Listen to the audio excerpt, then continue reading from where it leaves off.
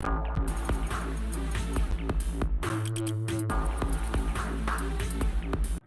a couple really good storylines here. Three teams going undefeated, two teams looking to um, be not defeated. I don't really know how I could phrase that, so I can't really think off the top of my head. There's two teams that are looking for their first win. So yeah, get your goggles, get your snorkels, and let's dive in. Undefeated no longer. One of three teams. Who would it be? It would be Allen's watching sins. More like Allen's watching wins from Grand Stranglers. Grand Stranglers. 182 to 135. 182, the highest points out of any team, which is kind of funny because Jay, I was saying that to him in week 3. Tanner said, hold my water. I'm going to score the highest points. And he did. 182, that might be a career high for Tanner in the family friendly history. Bravo, bravo. Let's see where he did good. Pretty much everywhere. He had literally not one flaw. He had 8 of his 10 starters in double digits. 7 of those 10 had 18 or more points, and 4 of those 10 had 25 or more points. George freaking Pickens, bro. The graph is no longer this. The graph is on the Omarion Hampton graph. Just straight up Travis Scott, man. Just absolutely on a freaking rocket ship right now. He's averaging 18.8 points per game. With CeeDee Lamb out too, and he's on a contract year. If he keeps up and stays healthy, he's about to get a bag. This man's about to get absolutely paid. Pickens looking dangerous. He is looking dangerous. Tyler Warren is looking dangerous too. That was an excellent draft pick by Tanner, the rookie tight end. He's averaging 13 points a game, which got to be one of the more for tight ends.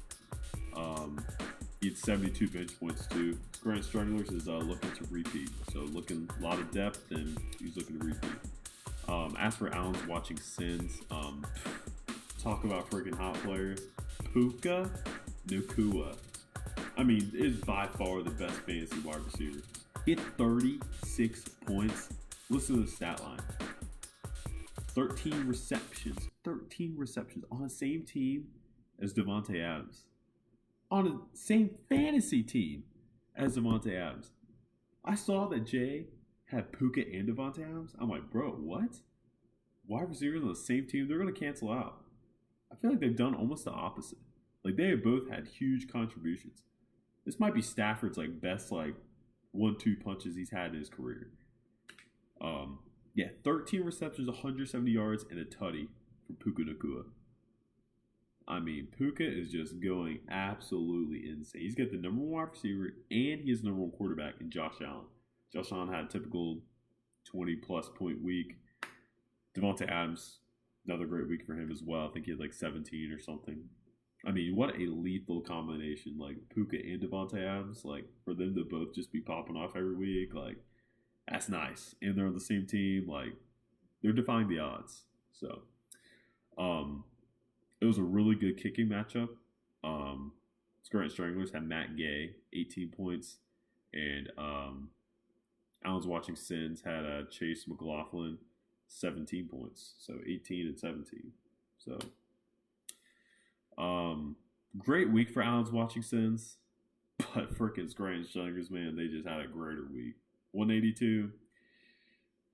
I think there's only been one other time in the Fam League, Friend League history that someone has scored over 180 points and lost. Almost doesn't happen. Only have one time out of 4 years. So we're going to move on to the Gibbs. He's Gibbsing out L's.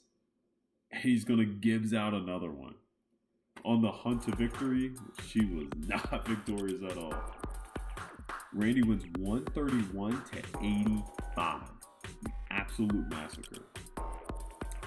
It's actually really funny. This is Never Gonna Gives You Up. This is Randy's best start to the year. Best start to any year in the Friend League, Family League history. It's really funny because he started off 0-4 last year, and he's 4-0 this year. So completely flipping the switch from last year to this year. 7 of his 10 starters had 10 or more points. He got 40 points from both his wide receivers, Garrett Wilson and Deebo Samuel. He had 77 bench points. Jake Ferguson.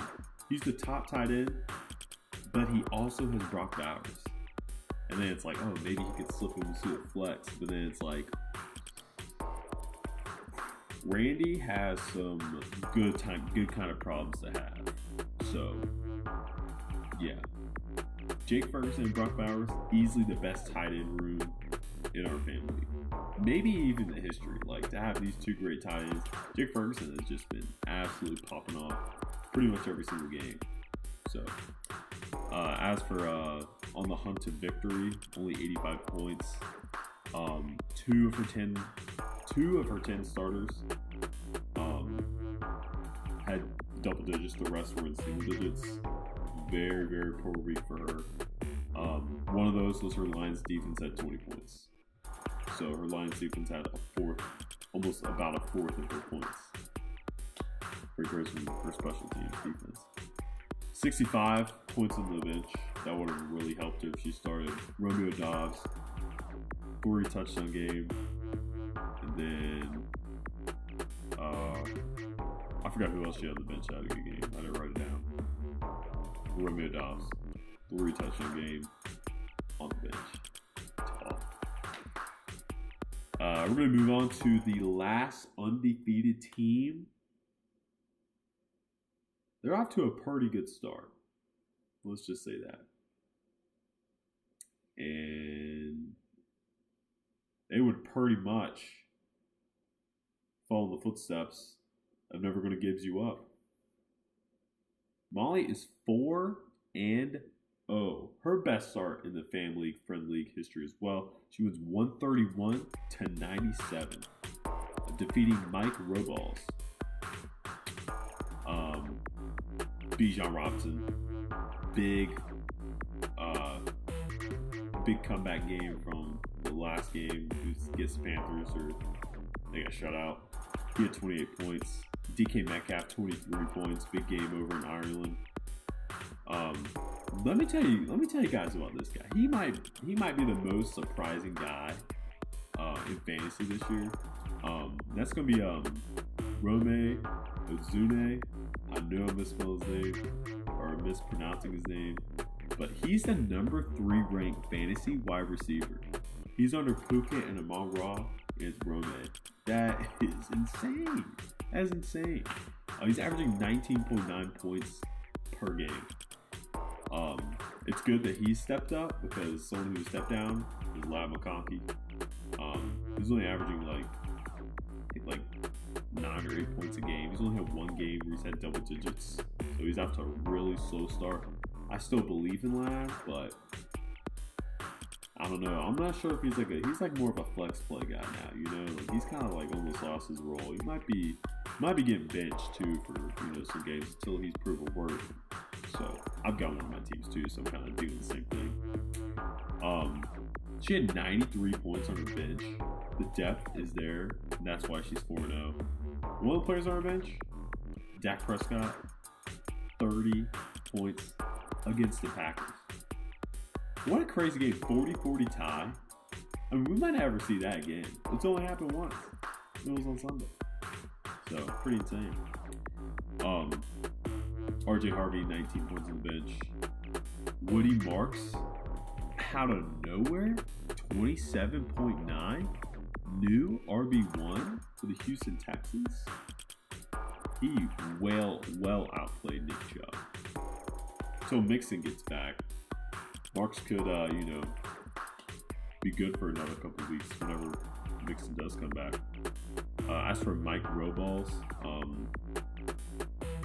he's in a QB blunder. Burrow went out, and he started Tua. He's like, well, not really feeling Tua this week. I'm going to go Marcus Mariota. Surf's up, baby. 16 points. A little golf clap loss. He unfortunately started Jalen Warren, who's out. So, not the best week there for him. Some other performances too. A.J. Brown only 2.7 points, so he's kind of having a roller coaster start to his season. Next, we'll go to Molly's husband. Is he Goff the hook? He sure is. Finally gets his first win of the season. Take Goff your GTs. Take Goff your goose egg in the win column. And you gotta win. Great job, Jesse. He wins 144 to 118 over CDs, TDs. Ashton GT. We have finally seen the Ashton GT that we were all kind of expecting to see at some point. Let's hopefully see more of it. 3 touchdown game. He had over 150 scrimmage yards. Most of them were rushing. The 2 receptions he had ended up being for touchdowns, and he ran one in 2. So huge game for him. He had like 33 points or 30. He had in the 30s, so that was a huge boost for him. And James Cook averaging 22.8 points. He's been the best, arguably the best running back in fantasy this year. As for CDs, TDs, Lamar Jackson got hurt or dealing with a hamstring injury. Looks like he's doubtful for week 5. Lucky for Josh, he has Justin Herbert as backup, so everything's good. You can take some calm breaths. You're okay. And Amarian Hampton, like I said, his graph is going 27 points. He's getting better and better each week. Javonte Adams. Y'all, our boy from the 252. He's averaging 19.2 points. CDs, TDs is looking to trade one of those nice running backs for a good wide receiver. Luckily, Xavier Worthy's back. But he was so short wide receivers that he picked up Trey Tucker, who in week 3 had the most fantasy points I've ever won, 40 points out of nowhere. But he could not repeat, and he moved the decimal over to the wrong place and only scored 4 points instead of 40. So tough. We're gonna move on to our final winless team. Matchup of the week. Sake and Bake. Could he bake up a win? He might need to change his team name to from Sake and Bake to Shook and Cooked because he falls to 0-4. And I'm really sorry I had to do it to you, Trey. My man just got married this past Friday. We'll throw some pictures here. I was very happy enough very fortunate enough to know Trey and be a great friend of Trey's and to be a part of his big day. So we had a blast at the wedding. It was such a great time. Great to see my boy. I don't really get to see my North Carolina boys anymore because we're up here living in PA for about a year and a half now. So it was really great to see Trey. What a beautiful wedding it was. It was a wonderful time. And sorry I didn't go easy on you there in fantasy. Beat him by half a point. You can't make this up, man. This is the best year of the friend family history. This is the best year. The best start, at least. 131.10 to 130.56. Half a point, man. That is crazy. Before Monday Night Football, the odds were stacked against me.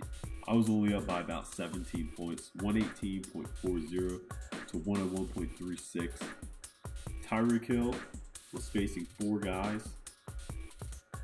Trey had T. Higgins, Troy Franklin, Denver's defense and special teams, and Denver's punchers. They just need to make up 17 points and just hope Tyreek Hill didn't have a big game. Well, as everyone saw, Tyreek Hill unfortunately went down with an injury, dislocated knee. He's done for the year. I shed some tears while I was hitting the drop button for him. But he went out very strong, 12.7 points. He did just enough for me to win. Just enough. Unfortunately, these 4 players only combined for about 29 points, and I mean, just did fall short. I mean, just literally, he was a reception, maybe 5 more yards from beating me. This is so crazy how that can happen. Speaking of, Jordan Addison had a wide open catch.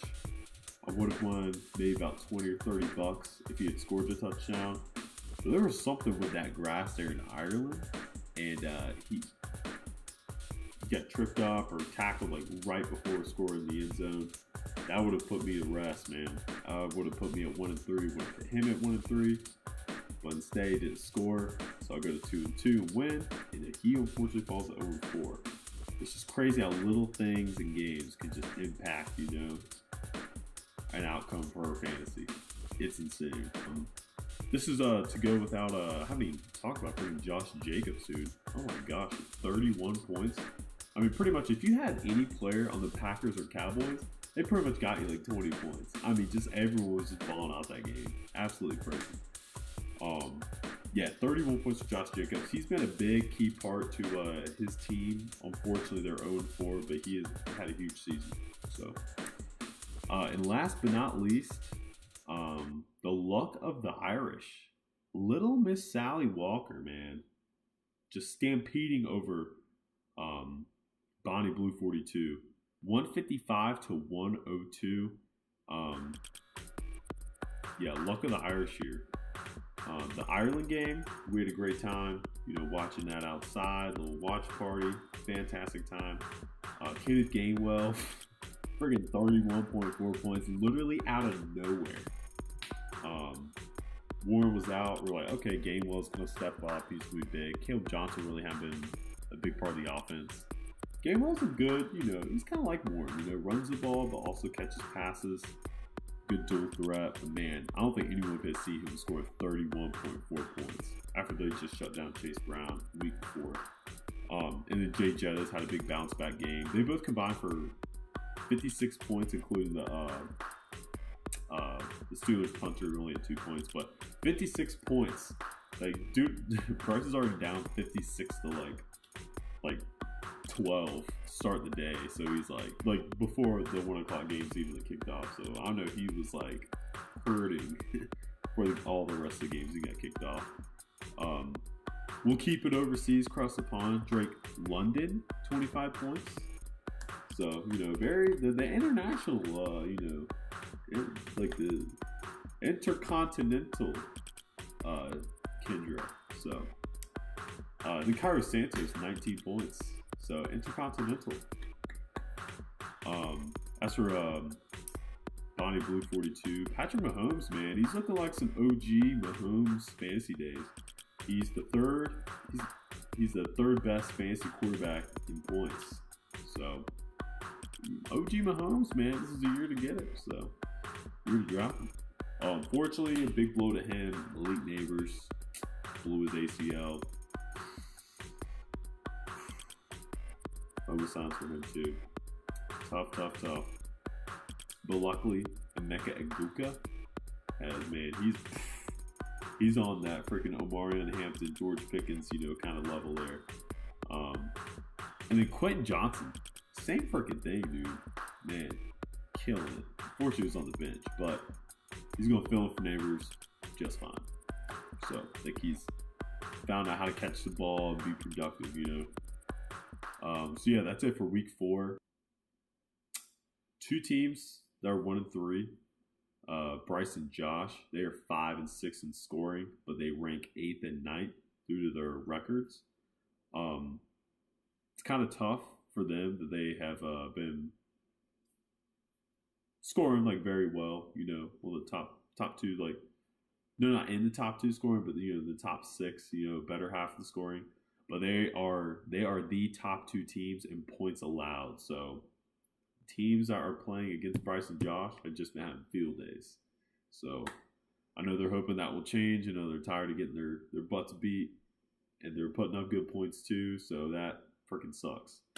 I'm in a league where I won the league last year. It's actually the fam league. So funny enough.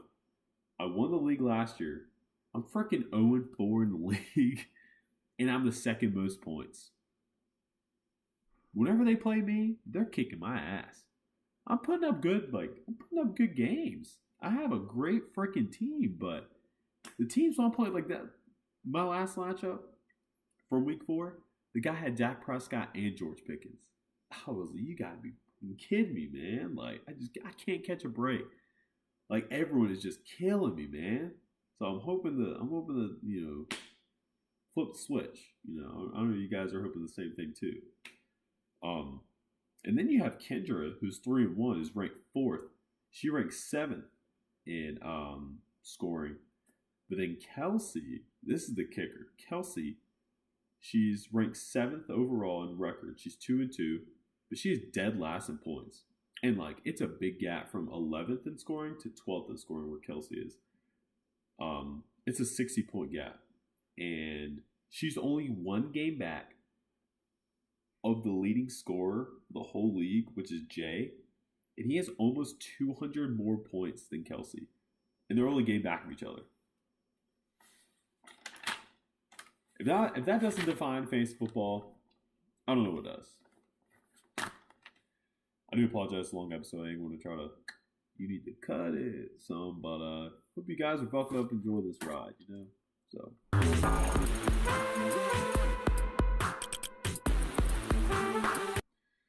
Week 5, we're gonna say hello and goodbye. We're saying really hello to the buys, but the bye is pretty much saying hello. We're starting the bye weeks, so there's only 4 teams.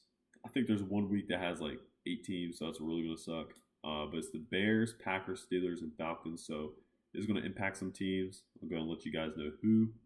I don't have a week 5 bet because I recorded Wednesday night and doesn't really show all the options on the app until it gets like closer to Sunday. So I was going to do one for the Thursday night game post, but I know I'm not going to post this in time for Thursday night's game because I got to edit the video and whatnot, and that takes some time. But I shall show you guys every single week. I've made touchdown parlays. I missed it by one fucking guy. So week 3, here it is. Unfortunately, is my boy Kyle Pitts.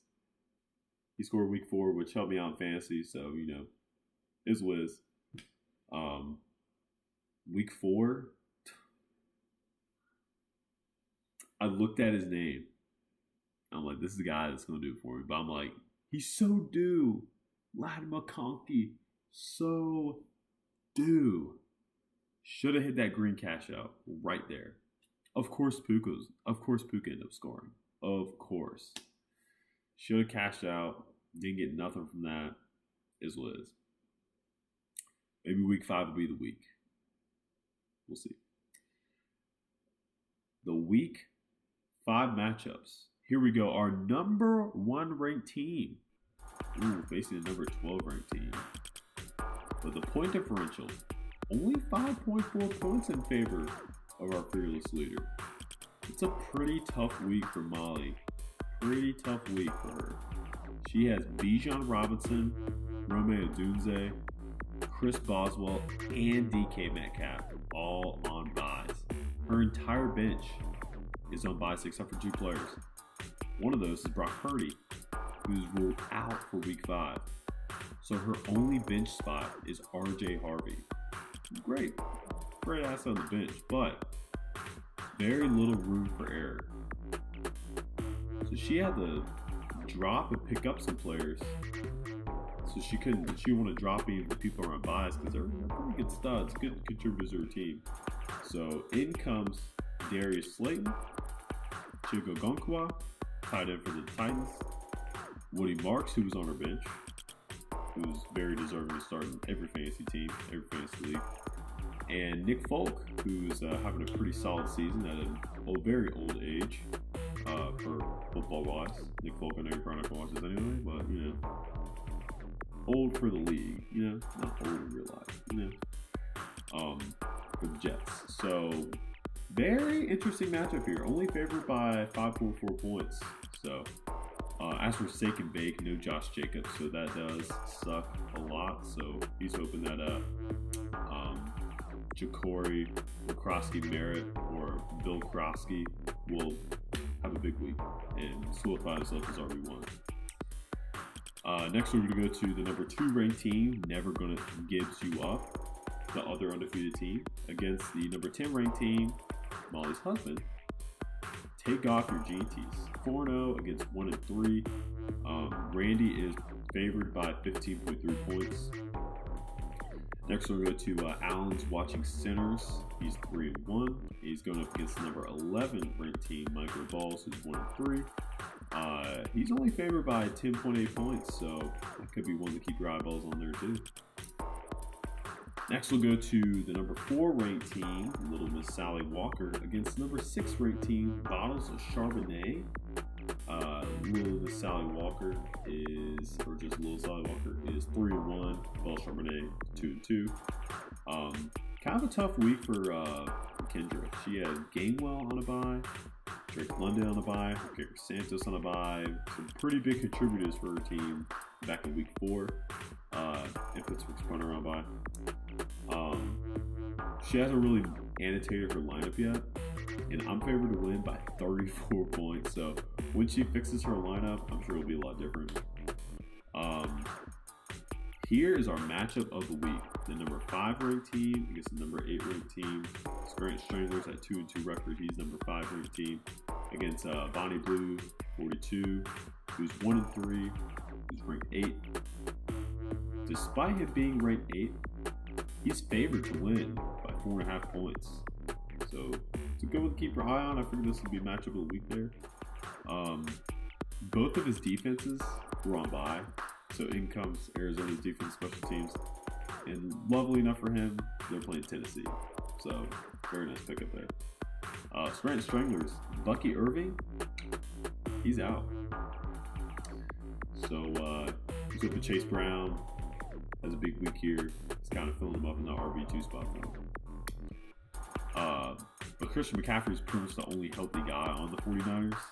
So he's going to be getting a 2018 Panthers workload. So could be a huge game for McCaffrey.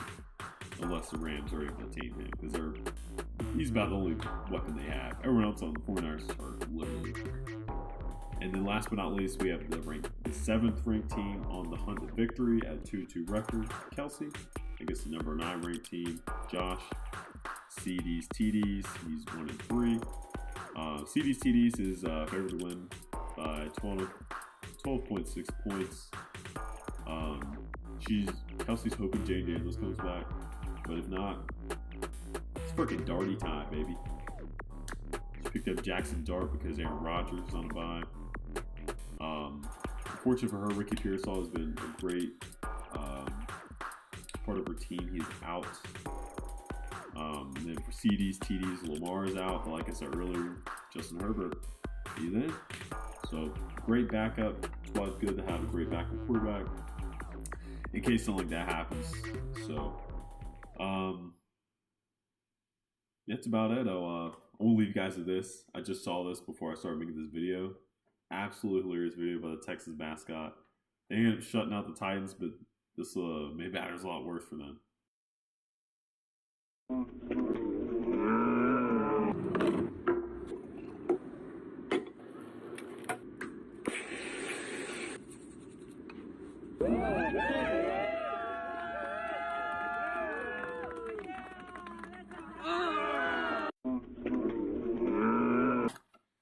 So I have this video at 48 minutes. I'm going to try to trim it down some.